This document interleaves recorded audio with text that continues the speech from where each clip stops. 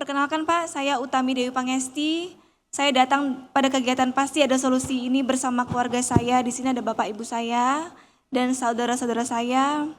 Kami semua datang dari Bandar Lampung. Kami mengucapkan banyak terima kasih kepada Bapak Menteri yang telah mengundang kami untuk menyampaikan secara langsung permasalahan yang kami alami.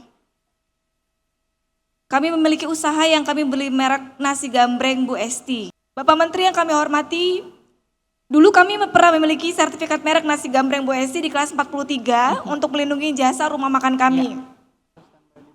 Namun sertifikat tersebut telah Bapak Menteri batalkan melalui keputusan pembatalan merek atas dasar putusan pengadilan. Perkara pembatalan merek kami ini digugat oleh pemilik warung makan Ibu Gambreng di Pengadilan Niaga Jakarta Pusat, memberikan putusan yang menyatakan tidak ada memiliki persamaan pada pokoknya dan tidak memiliki etika tidak baik sehingga majelis hakim memutuskan gugatan tersebut ditolak. Namun pada tingkat kasasi, majelis hakim menyatakan antara merek kami dengan merek penggugat memiliki persamaan pada pokoknya karena sama-sama memiliki unsur dominan pada kata gambreng. Sehingga majelis hakim memutuskan mengabulkan kasasi yang diajukan oleh penggugat. Terhadap kasasi tersebut memiliki banyak kekeliruan fakta hukum yang terhadap itu telah kami ajukan peninjauan kembali dengan putusan menguatkan kasasi. Setelah sertifikat merek kelas 43 kami dicoret, kami mengalami ketidakadilan dan ingin memperjuangkan kebenaran hukum dan terus melindungi usaha kami agar konsumen kami tidak terkecoh dengan banyaknya akun resto yang terdapat pada GoFood yang memiliki unsur dominan kata gambreng. Dengan temuan di akun resto GoFood tersebut, kami melaporkan 10 akun di Polda Lampung dengan dugaan tindak pidana di bidang merek yang saat ini masih dalam tahap penyelidikan.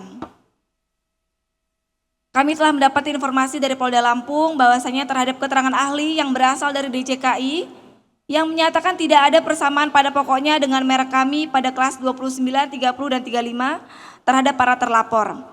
Padahal tadi jelas-jelas para terlapor tersebut memiliki akun resto dengan kata gambreng sebagai unsur dominan. Sehingga ahli merek menyimpulkan tidak ada pelanggaran tindak pidana. Tapi karena dugaan pelanggaran ini berada di sistem elektronik, kami juga telah membuat pengaduan di Direktorat Penegakan Hukum DJKI terhadap pihak GoFood yang disampaikan oleh ahli merek jika memiliki persamaan dengan merek kami. Penilaian ahli merek ini sungguh mencederai hati kami. Kami merasa sangat sia-sia memiliki sertifikat merek di kelas 29, 30, dan 35 karena ternyata sewaktu Bapak Menteri membatalkan merek kami di kelas 43 dengan dasar pertimbangan adanya unsur dominan pada kata gambreng, tentunya kami harapkan penilaian ini haruslah diterapkan juga untuk menegakkan hak eksklusif kami di kelas 29, 30, dan 35 terhadap merek terlapor. Kami menilai dengan segala hormat kami, jajaran Bapak tidak konsisten dan adil dalam melaksanakan apa yang telah diputuskan tentang merek kami dengan merek penggugat, dan begitu halnya dengan merek para terlapor sama-sama memiliki unsur dominan kata gambreng. Kami bingung Pak, kami bingung dan sangat membutuhkan kepastian hukum terhadap perlindungan hak eksklusif yang telah kami miliki. Untuk itu kami bermohon kepada Bapak memberikan kami kejelasan penilaian terhadap perlindungan yang telah kami miliki agar proses hukum yang sedang kami tempuh di Polda Lampung dan Direktorat Penegakan Hukum dapat berjalan dengan benar dan adil. Yang mana permohonan kami secara lengkap telah kami sampaikan melalui kuasa hukum kami di tanggal 3 Juli 2026. Karena sejujurnya kami sekeluarga sudah sangat lelah, sudah banyak energi kami yang tercurah pada permasalahan ini sejak tahun 2021. Sejujurnya dari hati kami yang paling dalam, kami hanya ingin fokus berusaha mengembangkan usaha kami yaitu nasi gambreng yang dikenali sebagai kuliner di Lampung yang kami banggakan, sama dengan halnya makanan khas di daerah lainnya. Demikian Bapak yang bisa kami sampaikan. Kami berharap Bapak Menteri beserta jajaran dapat memberikan penjelasan secara hukum kepada kami sehingga permasalahan ini dapat terselesaikan dengan jalan yang terbaik, baik bagi kami maupun bagi pihak yang lainnya yang menggantungkan hidupnya pada usaha nasi gambreng, karena sejatinya kami tidak ingin terus berperkara. Untuk itu kami ucapkan terima kasih. Wassalamualaikum warahmatullahi wabarakatuh. Waalaikumsalam warahmatullahi wabarakatuh. Silahkan izin Pak Irjen. Ya, tentunya langsung kita serahkan pada Dirjen KI ya. Ini kan rangkaiannya sudah panjang, sudah ada sidang di Pengadilan Niaga ya. Dan terkait dengan Ibu sudah juga ada permohonan pengajuan pemblokiran situs, pemblokiran akun ya, terkait dengan penjualan di akun GoFood. Ya, memang kemarin kita sudah lakukan verifikasi untuk penjualan GoFood dengan mengundang para pihak, baik saksi ahli dari merek maupun dari pihak GoFood sendiri sudah kita hadirkan, dari Tokopedia juga kita hadirkan. Memang dari hasil verifikasi ahli menyatakan tidak ada persamaan antara ibu gambreng dan nasi gambreng. Sehingga memang kita tidak bisa melakukan blokir terhadap akun yang ada di penjualan GoFood. Nah, terkait dengan masalah status dari kepemilikan nasi gambreng dengan ibu gambreng, sekarang statusnya sama-sama terdaftar. Yang nasi gambreng sudah terdaftar dari, dari ibu gambreng sudah terdaftar dari 2010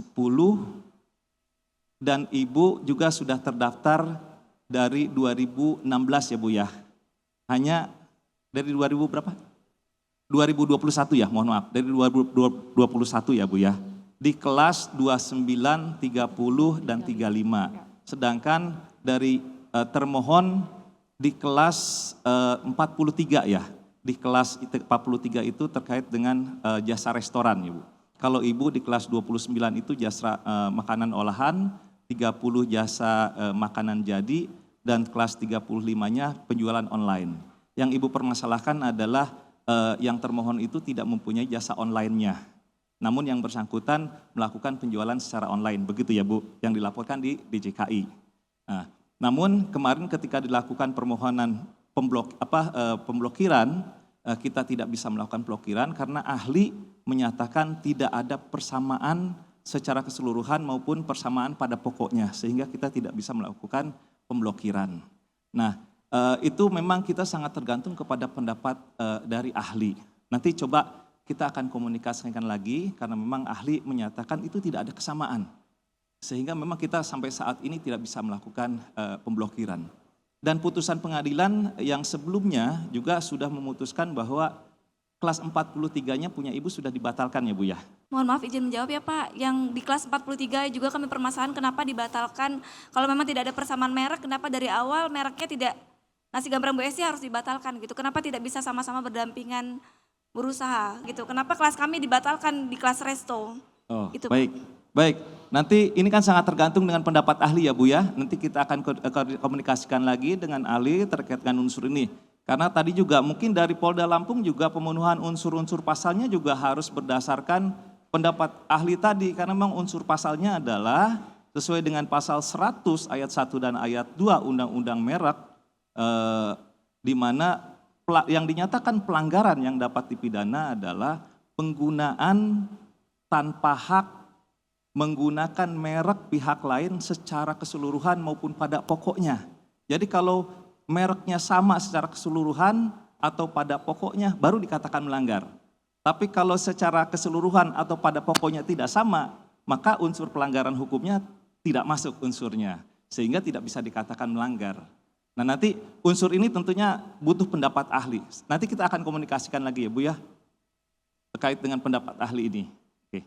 Baik, Pak Ari. Sementara ahli memang menyatakan ini belum masuk unsurnya. Jadi sehingga memang kita agak Pak Ari, susah. kebetulan Pak Dirjen telah terhubung lewat sambungan Zoom. Mungkin boleh kita mendengarkan Ya, baik, arahan dari Pak Dirjen. Selamat pagi Pak.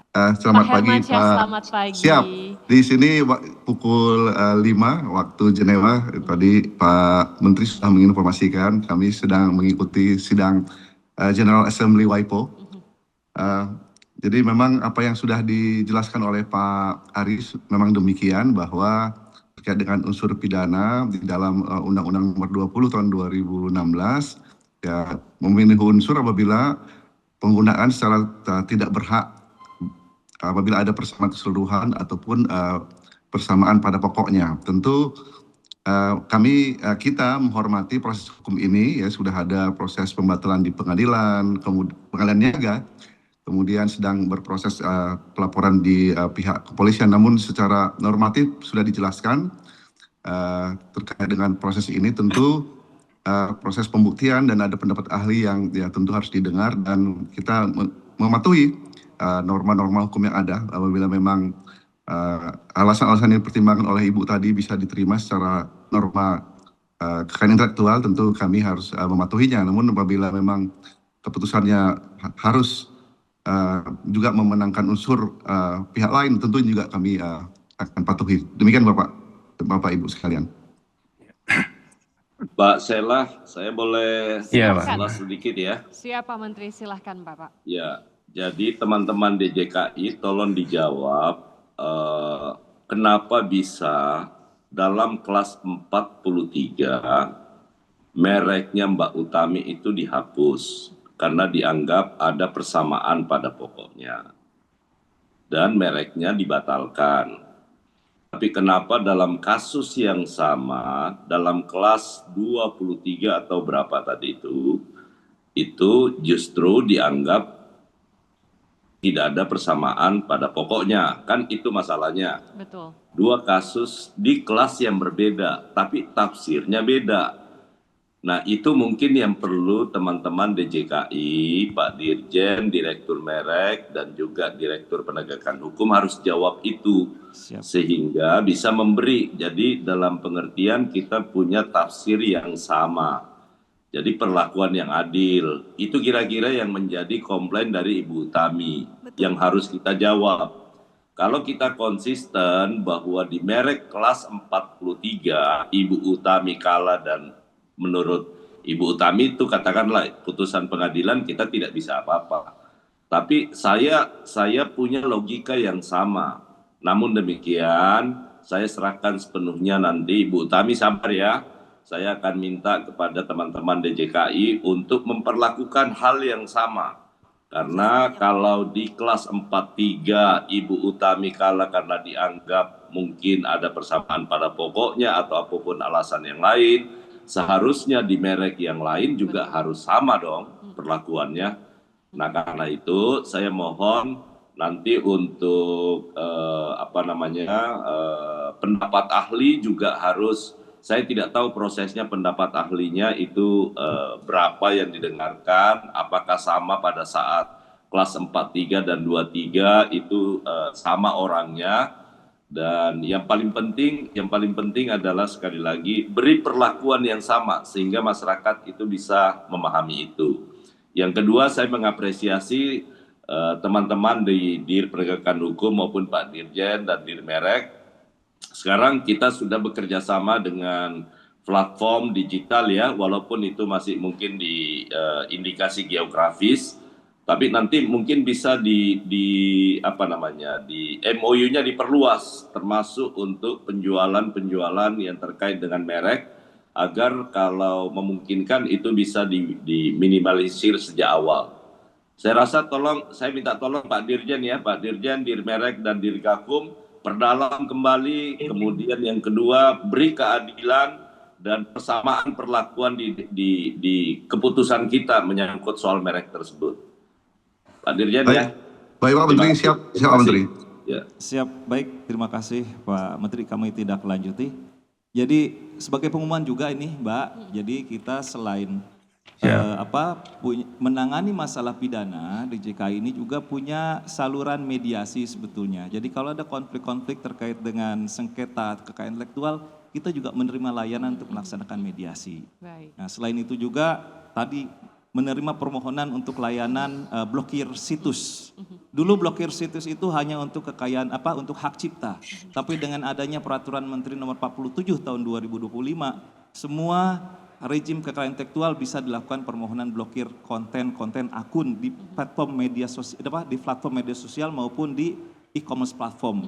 Kita langsung mengundang e-commerce platform untuk melakukan verifikasi dan langsung bisa dilakukan eksekusi.